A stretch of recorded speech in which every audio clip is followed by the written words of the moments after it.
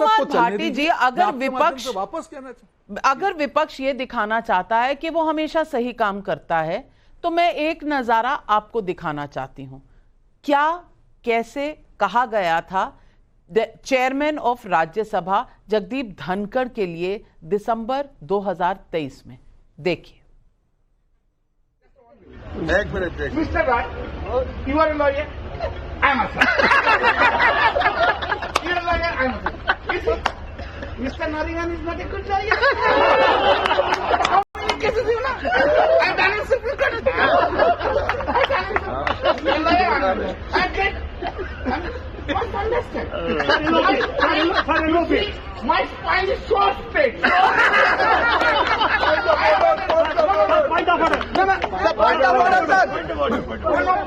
You, Mr. Gandhi, you must. Lok Sabha आपने देखा, आपको याद ही होगा ये वीडियो, कल्याण बैनर्जी चेयरमैन राज्यसभा की किस तरह से नकल उतार रहे थे और उनकी रीढ़ की हड्डी की बात कर रहे थे। वहां सामने माननीय आज के लोकसभा में प्रतिपक्ष के नेता राहुल गांधी फोन पर वीडियो बना रहे थे, उनके साथ केसी वेणुगोपाल खड़े थे और यूं मखौल बनाया जा रहा था चेयरमैन राज्यसभा का। अब ये कोई आगाज तो नहीं था अच्छे रिश्ते बनाने का, लेकिन मैं कहना ये चाहती हूं कि दोनों तरफ से खींचतान इतनी ज्यादा है कि एक दूसरे को कोई बर्दाश्त करना नहीं चाहता। इस बीच में जनता कहां आती है? जनता कहां है? क्योंकि आपकी पॉइंट स्कोरिंग, आपका मैच तो आपस में चल रहा है। किसको पूछ रहे हैं आप? नहीं, कुछ बिंदुओं पर आपकी चिंता एकदम वाजिब है, मैं उससे सहमत हूँ। लोकतंत्र और संसद और सरकारों से कई और विपक्ष से भी कुछ मर्यादाओं की, कुछ परंपराओं के पालन करने की उम्मीद की जा सकती है, लेकिन सदन में और कक्षा में अंतर होता है, सांसदों में और छात्रों में अंतर होता है, और सभापति में और हेडमास्टर में अंतर होता है। जब सभापति हेडमास्टर की तरह सांसदों को बच्चों की तरह ट्रीट करेंगे, उन पर अपने अनुशासन का डंडा चलाएंगे, उन्हें धमकाएंगे और उनके साथ भेदभाव करेंगे। हमारे माननीय सभापति जी, मैं बहुत विनम्रता के साथ और बहुत उनका सम्मान करते हुए कहना चाहता हूँ, उनका व्यवहार कई बार संदेह पैदा करता है। वो एक सांसद के तो जय संविधान कहने पे भी उनके चेहरे पर तनाव आ जाता है, चेहरे पर गुस्सा दिखाई देने लगता है और वो उसे टोकते हैं, और दूसरा सांसद सदन में खड़े होकर गालियां देता है, असंसदीय भाषा का प्रयोग करता है, भारत की पंथ निरपेक्षता को खुली चुनौती देता है, एक पूरे समुदाय को गाली देता है, और वो मुस्कुराते रहते हैं। हमारे सभापति जी मुस्कुराते रहते हैं। जब इस तरह के व्यवहार हों, और सभापति जी अभी देखा आपने किस तरह सांसदों को, हाँ सबको सबकी सलाह की जरूरत नहीं है, बैठ जाइए, सलाह की जरूरत नहीं, बैठ जाइए। ये माननीय सांसद हैं, निर्वाचित होकर आए हैं, और सभापति पक्ष या विपक्ष का होता ही नहीं है। सभापति जब सभापति चुनने के बाद राजनीतिक पार्टी से उसका संबंध खत्म हो जाता है।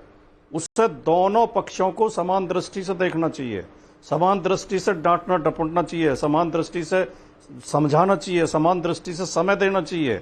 जब 150 सांसद सदन से बहिष्कृत कर दिए गए हों, सदस्य निष्कासित कर दिए गए हों पिछले सत्र में, पिछले कार्यकाल में, तो संदेह पैदा होता है और ये सवाल पैदा होते हैं। और आखिर में एक बात और कहना चाहूँगा, मैं बहुत जरूरी बात, कि नीट का सवाल उठाना चाहते थे। नीट का जो मसला है कोई मामूली मसला नहीं है, और जब तो और ज्यादा महत्वपूर्ण हो जाता है कि हमारे सभापति महोदय कोटा से आते हैं, जो कोटा प्रतियोगी छात्रों का, खासतौर से मेडिकल जो एंट्रेंस के छात्रों का हब है।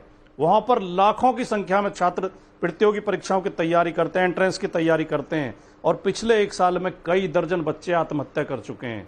ये हमने इतनी बोझिल सिस्टम बना दिया है परीक्षाओं को, इतना हमने उनका विश्वास खत्म कर दिया, अविश्वसनीय बना दिया, उनकी शुचिता खत्म कर दिया, पवित्रता खत्म कर दी। मैं बिल्कुल आपसे सहमत हूं कि ये नीट का मुद्दा बहुत अहम है, पर अगर आप थोड़ी सी चतुराई दिखाते तो नीट का मुद्दा आप लेकर आते, राष्ट्रपति के अभिभाषण के तहत भी ला सकते थे, क्योंकि नीट की चर्चा राष्ट्रपति के भाषण में हुई थी। लेकिन अगर आपका ऑब्जेक्टिव ही यही था, आपका लक्ष्य ही यही था कि हमने किसी ना किसी तरीके से पूरे संसद के कार्य को स्थगित करना है, उसमें रोड़े अटकाने हैं, तो आप कोई भी मुद्दा ले लीजिए, आप किसी मुद्दे पर कुछ भी नहीं डिस्कस होने देंगे। और नीट का मुद्दा अपने आप को दिखाने के लिए कि भाई हम ही हैं स्टूडेंट्स के रक्षक, आप खड़े हो गए। लेकिन क्या नीट का मुद्दा हुआ डिस्कस? नहीं हुआ, क्योंकि परंपरा रही है कि पहले अभिभाषण पे धन्यवाद मोशन होता है और उसके बाद कोई भी डिस्कशन। आप राष्ट्रपति के धन्यवाद मोशन पर भी ये मुद्दा ला सकते थे, लेकिन सुहेल सेठ इन्होंने ऐसा नहीं किया। और मैं मानती हूं कहीं ना कहीं देखने वाला भी देख रहा है, अरे, और इन्होंने तो फिर थोड़े से अच्छी तरह कहा, जिस तरह से सभापति ने दीपेंद्र हुड्डा को कहा, उन्होंने कहा अरे बैठो, बैठ जाइए भी नहीं कहा था, अरे बैठो कहा था। इस तरह शायद सभापति को भी नहीं कहना चाहिए था। हम संसद के बाहर हैं, कह सकते हैं, जो संसद के अंदर होता है वो नहीं कह सकता। लेकिन बहाना अगर तलाशना है तो कोई भी तलाश लीजिए। संसद नहीं चलने देनी, क्या यही उद्देश्य है विपक्ष का? मैं समझता हूं कि संसद को बंद ही कर देना चाहिए, क्योंकि जो शर्मनाक बातें वहां हो रही हैं इससे किसी का लाभ नहीं। और पॉलिटिकल पार्टीज जो भी हो, अब वो दे बिकम सो शेमलेस, उन्हें शर्म ही नहीं। आप मुद्दा उठाते जाएंगे नाविका जी, उनको कोई फर्क ही नहीं पड़ेगा, नंबर 1। नंबर 2, मैं आपसे एकदम सहमत हूं, जो ओम बिरला ने जिस भाषा की यूज की, वो भाषा एक सभापति की होती नहीं है। पर जो जगदीप धनखड़ जी हैं, जो हमारे उपराष्ट्रपति हैं, वो हर वक्त तहजीब और तमीज से पेश आते हैं लोगों से। कल्याण बैनर्जी ने जो कहा, अगर मैं सभापति होता मैं उनको एक्सपेल करता, क्योंकि ये जगदीप धनखड़ की तौहीन नहीं, सिर्फ उनकी तौहीन ही नहीं है, ये एक कॉन्स्टिट्यूशनल पोस्ट की तौहीन है, पार्लियामेंट्री डेमोक्रेसी की तौहीन है। कोई पार्लियामेंट्री डेमोक्रेसी जिसके ठेकेदार ये बनना चाहते हैं। नंबर 3, आज हमारी जो देश की स्थिति है, हम प्रोग्रेस कर रहे हैं, सब ठीक ठाक चल रहा है। मैं ये नहीं बोल रहा कि everything is perfect. Rahul Gandhi leader of opposition है। एज लीडर ऑफ ऑपोजिशन एक घर की गरिमा, एक संसद की गरिमा भी रखना उचित है। अब राहुल गांधी को यह सोचना पड़ेगा कि वो एक्टिविस्ट है कि लीडर ऑफ ऑपोजिशन है। जो आज मल्लिकार्जुन खड़गे ने किया वो बहुत ही शर्मनाक था। I can expect it from a first term MP. अगर आप लीडर ऑफ ऑपोजिशन इन राज्यसभा हैं और आप हाउस के वेल में जाते हैं, तो आप अपनी तौहीन अपने आप ही इनवाइट कर रहे हैं।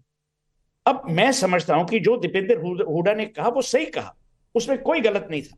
उन्होंने एक प्रश्न पूछा ओम बिरला को, पर जिस तरीके से ओम बिरला जी ने जवाब दिया, वो ओम बिरला जी का जवाब ठीक नहीं था। और अगर यही जवाब क्वेश्चन आंसर होते रहे तो लोग पता है क्या कहेंगे? लोग कहेंगे कि हमने गुंडे चुने हैं, हमने अनपॉपुलर लोग चुने हैं। ये क्या आप चाहते हैं? मैं समझता हूं कि Rahul Gandhi has now come of age. जो आप जो कह लो, और मैं ना बीजेपी का हूं ना एसपी का हूं, मैं समझता हूं कि राहुल गांधी के लिए अब ये बहुत ही इंपॉर्टेंट है कि वो पुराने राहुल गांधी से हटके एक नए राहुल गांधी बने, जो रिस्पॉन्सिबिलिटी के साथ, अकाउंटेबिलिटी के साथ, विनम्रता के साथ। ये देखिए, ये मजाक उड़ाने ना आप स्कूल में करते हैं जब आप बच्चे होते हैं। राजकुमार जी ने सही कहा कि भाई स्कूल बच्चों की तरह आप क्यों इनको ट्रीट करते हो? अगर आपका व्यवहार वैसा होगा, ट्रीटमेंट भी वैसी होगी। मैं यही विनती करूंगा कि आज हम एक नए पार्लियामेंट के सेशन में हैं। थोड़ी सी तहजीब, थोड़ा सा प्यार, थोड़ी सी विनम्रता में किसका क्या जाएगा? आपको मुद्दे डिस्कस करने, नाविका जी जैसे आपने कहा, आप मुद्दे डिस्कस कर सकते हैं शांति से। हर वक्त कुश्ती का माहौल पार्लियामेंट में बनाने से बहुत सही कहा सुहेल सेठ जी ने। और